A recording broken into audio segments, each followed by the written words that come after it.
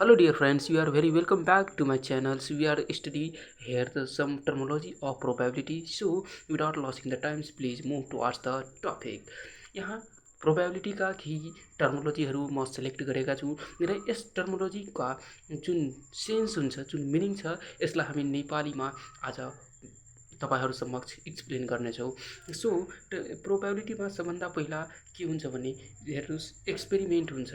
प्रोबेबिलिटीको हामी नेपालीमा बुझौँ कि प्रोबेबिलिटी भनेको के हुन्छ। प्रोबेबिलिटी भनेको मुख्यतः यसको मतलब हुन्छ सम्भाव्यता होइन, सम्भाव्यता हुन्छ। त्यसको प्रोबेबिलिटीको यसमा चाहिँ केही टर्मोलोजीहरू जस्तै सिलेक्ट गरेको छु म, जस्तै एक्सपेरिमेन्ट भयो, ऱ्यान्डम एक्सपेरिमेन्ट भयो, sample event, simple event, compound event होइन, सर्टेन इभेन्ट, इम्पोसिबल इभेन्ट। यदि यो कुराहरू यसमा प्रोबेबिलिटीको मेन जरो भनेको के हो, यसका जुन टर्मोलोजीहरू हुन्छ तीहरू यसका मेन जरो हो। यदि हामी यस टर्मोलोजीहरूको बारेमा यदि राम्रो होइन यदि हामी राम्रो यसको बारेमा बुझ्न सक्छौँ भने यो प्रोबेबिलिटी हामी सजिलै बनाउन सक्छौँ। त्यसैले यसको सबभन्दा मोस्ट इम्पोर्टेन्ट भनेको यसको टर्मोलोजीहरू हो, यसको बारेमा अध्ययन गरौँ। ठिक छ। सबभन्दा पहिला म यसलाई यसरी चाहिँ लिएको छु होइन, तपाईँहरू यहाँ हेर्न सक्नुहुन्छ। सबभन्दा पहिला छ एक्सपेरिमेन्ट होइन। एक्सपेरिमेन्ट भनेको के हुन्छ त्यो कुरा हामी बुझौँ। एक्सपेरिमेन्ट भनेको जो कुनै पनि जुन क्रियाकलाप हामी जुन गर्छौँ, सपोज एउटा कोइन लियो त्यसलाई टच गर्यो होइन, एउटा कोइन लियो त्यसलाई टच गर्यो, त्यसबाट जुन आउटकम्स आउँछ होइन, जुन टच उडायो नि त्यसलाई नै भन्छ एक्सपेरिमेन्ट। एक्सपेरिमेन्ट भनेको जब हामी कुनै कार्य गर्न जान्छौँ नि त्यसबाट परिणाम के आउँछ आउँदैन भन्ने कुराको त्यहाँ चाहिँ कुरा गरिएको हुँदैन। एक्सपेरिमेन्ट भनेको जस्ट हामीलाई बुझ्नुपर्छ the process of doing any work, that is called experiment. र प्रोबेबिलिटीमा कुरा गर्यो भने एक्सपेरिमेन्टको प्रोबेबिलिटीमा यदि एक्सपेरिमेन्टको कुरा गर्यो भने कस्तोलाई बुझाउँछ भनेको कि जुन हामी कुनै पनि इभेन्ट्स गर्नको लागि, कुनै पनि हामी इभेन्ट्सबाट आउटकम्स लिनका लागि जुन हामी क्रियाकलापहरू गर्छौँ त्यो नै भनेको के हो, एक्सपेरिमेन्ट हो। सपोज एउटा कोइन्स लियो होइन, एउटा डाइस लियो, डाइसलाई रोल डाइसलाई घुमायो होइन, डाइसलाई घुमायो भनेको त्यसबाट जुन आउटकम्सहरू आउँछ जस्तै 1 आइहाल्यो, कुनै बेला 2 आइहाल्यो, 3 आइहाल्यो, 4 आयो, 5 आयो, त्यसुकै आयो, त्यो नै भनेको के हो, एक्सपेरिमेन्ट हो। भनेको जुन प्रोसेस हुन्छ नि त्यो इभेन्ट्स गराउने होइन, जुन प्रोसेस हुन्छ त्यसलाई नै भनिन्छ एक्सपेरिमेन्ट। त्यसपछि ऱ्यान्डम एक्सपेरिमेन्ट भनेको कुनै एक्सपेरिमेन्टलाई बारम्बार दोहोऱ्याउँदै गयो भने, धेरै पटक गर्यो भने त्यसलाई भन्छ ऱ्यान्डम एक्सपेरिमेन्ट। त्यसबाट के हुन्छ भने ऱ्यान्डम एक्सपेरिमेन्टमा अर्को कुरा हामीलाई के ध्यान दिनुपर्ने हुन्छ भने ऱ्यान्डम एक्सपेरिमेन्टमा के हुन्छ भने त्यो जुन आउटकम्स हुन्छ नि त्यो दोहोरिदिइरहेको हुन्छ क्या, भनेको डबलिङ भइरहेको हुन्छ। जस्तै एकपल्ट टच गर्यो भने हेड आयो, अर्कोपल्ट भने टेल आयो, फेरि त्यसलाई फेरि त्यो के गर्ने यसलाई फेरि दोहोऱ्यायो भने पनि हेड आउन सक्छ, टेल आउन सक्छ। यो जुन एक्सपेरिमेन्टको जुन बारम्बार तरिका हुन्छ नि धेरैपल्ट गर्नुलाई देख्यो भने चाहिँ ऱ्यान्डम एक्सपेरिमेन्ट। त्यसरी अब स्याम्पलको हामी कुरा गरौँ कि जुन ऱ्यान्डम एक्सपेरिमेन्टबाट टोटल आउटकम्स जुन हुन्छ नि तिनीहरूको ग्रुपलाई के भनिन्छ, स्याम्पल स्पेस। जस्तै हामी उदाहरणबाट बुझ्न सक्छौँ कि एउटा कोइन्स लियो, यो कोइन्स हो, सपोज यो कोइन्स हो, यो कोइन्सलाई हामी टच गर्यो भने एउटा हेड आउँछ अथवा टेल आउँछ। यो भनेको के हो, यसको आउटकम्स हो, चाहे त हेड आउँछ चाहे टेल आउँछ, यो दुईटामध्ये कुनै एउटा आउँछ। त्यसैले यो के भयो, स्याम्पल स्पेस। भनेको के हो, यसको ग्रुप गरिदियो नि, ग्रुपिङ गरिदियो भने यो के भइहाल्छ, हेड एन्ड टेल भइहाल्छ। यो दुइटैको ग्रुपिङ गरिदियो भने भनेको जुन जतिवटा आउटकम्स हुन्छ सबको ग्रुपमा भनेको सबको सेट बनाइहाल्यो भने त्यो भइहाल्छ स्याम्पल स्पेस। जतिवटा आउटकम्स हुन्छ जस्तै एउटा कम्सलाई उछाल्यो भने कतिवटा आउटकम्स हुन्छ, दुईवटा, एउटा हेड हुन्छ अर्को टेल हुन्छ। यदि डाइसलाई उछाल्यो भने डाइसलाई रोल गरियो भने कतिवटा हुन्छ, 6वटा हुनसक्छ, 1 हुनसक्छ, 2 हुनसक्छ, 3 हुनसक्छ, 4 हुनसक्छ, 5 हुनसक्छ र 6 हुनसक्छ। यो जुन 1 2 3 4 5 6 भयो होइन, यो भनेको के हो, यो सबलाई ग्रुप गरिदियो होइन, सेटमा हामी लेखियो। यो सेटमा लेख्नु नै भनेको के हो, स्याम्पल हो। यो सेटमा लेख्नु नै भनेको के हो, स्याम्पल हो। त्यसपछि इभेन्ट्सका कुरा गरौँ भनेको यो स्याम्पलबाट कुनै एउटा एलिमेन्ट्सलाई हामी लियो भने कुनै एउटा एलिमेन्ट्सलाई लियो त्यो नै भनेको के भइहाल्छ इभेन्ट। सपोज यो यसबाट हामी 4लाई लियो चाहे 6लाई लियो चाहे 2लाई लियो, कुनै एउटालाई लिनु भनेको सब elements of sample space is known as events भनेको यसबाट कुनै एउटा जुन स्याम्पल स्पेस भनेको के जसमा सबै आउटकम्स हुन्छ, जे जति आउटकम पोसिबल आउटकम्स हुन्छ नि त्यो सब चाहिँ स्याम्पल स्पेसमा हुन्छ। भने इभेन्टमा पोसिबल आउटकम्सबाट कुनै एउटा एलिमेन्ट्स हामी लिन्छौँ भने त्यसलाई नि के भन्छौँ इभेन्ट्स भन्छौँ। त्यसपछि मलाई त्यसपछि छ सिम्पल इभेन्ट। सिम्पल इभेन्ट भनेको के हो? सिम्पल इभेन्ट भनेको यस्तो इभेन्ट्स जसमा एउटा मात्र के हुन्छ, जसमा एउटा मात्र इभेन्ट हुन्छ, जसमा एउटा मात्रै इभेन्ट हुन्छ त्यो भनेको के हो स्याम्पल। जसमा एउटा मात्रै इभेन्ट हुन्छ त्यो भनेको स्याम्पल इभेन्ट्स हो। जस्तै हामी हेड र तेलका यहाँ कुरा गरेको थियौँ होइन। क्वाइन्सलाई उछाल्यो भने के हुन्छ, अथवा हेड हुन्छ अथवा तेल हुन्छ। यसमा के हो भने क्वाइन्सलाई उछाल्यो भने चाहे त हेड आउँछ चाहे त तेल आउँछ होइन, चाहे त हेड आउँछ चाहे तेल आउँछ भनेको यो के हो, यसबाट एउटै इभेन्ट्स आइरहेको छ कि छैन? हो, त एउटै इभेन्ट्स आइरहेको छ भनेको यो सिम्पल इभेन्ट भयो, सिम्पल इभेन्ट्स भयो। जस्तै अब डाइस छ, डाइसलाई रोल गर्यो भने एक जुन आउँछ एक आउने इभेन्ट्स भनेको एक आउने कतिवटा इभेन्ट्स हुन्छ भनेको एउटै हुन्छ, 2 पनि एउटै हुन्छ, 3 पनि एकपल्टमा 3 एउटै हुन्छ नि, एउटै आउँछ नि, त्यही भनेको हो सिम्पल इभेन्ट्स भनेको। जसलाई रोल गर्यो भने एउटै हुन्छ भने त्यो भनेको सिम्पल इभेन्ट्स हो। कम्पाउन्ड इभेन्ट्स भनेको जसमा दुईवटा इभेन्ट्सहरू हुन्छ, दुईवटा तीनवटा इभेन्ट्सहरू हुन्छन्। जस्तै हामी डाइसलाई रोल गर्यो, यसमा भन्छ होइन the events of the outcomes of होइन अफ इभेन्ट नम्बर कतिवटा हुन्छ? 3वटा हुन्छ। जस्तै 2 4 6 3वटा इभेन्ट नम्बर हुन्छ, 2 4 6 हुन्छ, 2 4 6 हुन्छ नि, 2 4 6 हुन्छ। अब यो 2 4 6 जुन हुन्छ त यसमा इभेन्ट्स हेर्नु 1 2 3वटा छ इभेन्ट्स होइन, 2 4 6 इभेन्ट्स नम्बर। हामी के को इभेन्ट नम्बरको इभेन्ट्स कति हुन्छ? 3वटा। त यसमा इभेन्ट्सको सङ्ख्या कति छ? 3वटा। जस्तै हामी यहाँ कुरा गरेको थियो सिम्पल इभेन्ट्समा कि इभेन्ट्स अफ आउटकम्स अफ हेडको सङ्ख्या कति हुन्छ? एउटा। आउटकम्स अफ तेलको सङ्ख्या कति हुन्छ? एउटा। त्यसको यो सिम्पल इभेन्ट्स हो भनेको जुन आउटकम्समा एउटा मात्रै इभेन्ट्स हुन्छ त्यसलाई के भनिन्छ?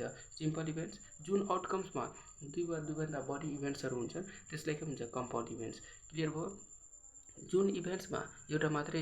जुन आउटकम्समा एउटा मात्रै इभेन्ट हुन्छ त्यसलाई सिम्पल इभेन्ट। जुन आउटकममा दुई वा दुईभन्दा बढी इभेन्ट्सहरू हुन्छ त्यसलाई भन्छ कम्पाउन्ड इभेन्ट्स। जस्तै भनेको होइन the outcomes of events of event number भन्यो भने यसमा 3वटा इभेन्ट्स छ होइन। ओड नम्बर भन्थ्यो भने 3वटा इभेन्ट्स हुन्छ।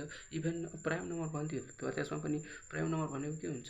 2 5, यसमा पनि 2टा छ, यो पनि के भयो? कम्पाउन्ड इभेन्ट्स भयो। यसरी कुरा क्लियर छ भनेको जुन आउटकम्समा 2वटा वा 2भन्दा बढी इभेन्ट्सहरू हुन्छ त्यसलाई के भन्छ? Compound events. त्यसपछि छ सर्टेन इभेन्ट्स अथवा स्योर इभेन्ट्स। सर्टेन इभेन्ट्स र स्योर इभेन्ट्स भनेको